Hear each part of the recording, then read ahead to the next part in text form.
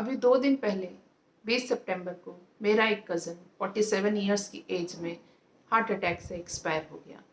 और बहुत दुख की बात है कि जिन डॉक्टरों पे हम इतना भरोसा करते हैं, उनको ये नहीं समझ में आया कि चेस्ट पेन जो हो रहा है वो हार्ट अटैक की वजह से हो रहा है या फिर गैस की वजह से हो रहा है।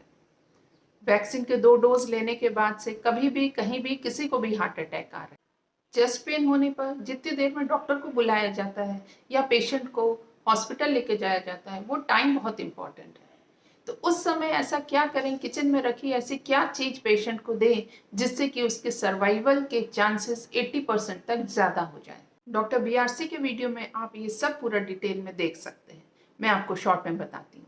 सबसे पहले पेशेंट को एक हार्ट फ्रेंडली पोजीशन में बैठाना है, इस तरीके से, जिससे कि पिंडलियां या काफ, जिसको कि बॉडी का सेकंड हार्ट कहा जाता है, वो हार्ट के पास में हो जाए।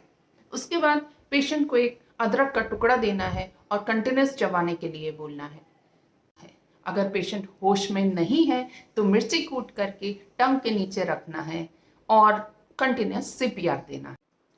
अदरक के रस और मिर्च में भरपूर मात्रा में नाइट्रिक ऑक्साइड होता है, जो बंद ब्लड वेजल्स को तुरंत ही खोलता है और हार्ट तक जहां ब्लड सप्लाई नहीं पहुंच रहा होता है, तुरंत ही पहुंचने लगता है। इसके साथ ही पेशेंट के पैरों को गर्म पानी के बकेट में डुबो करके रखना है।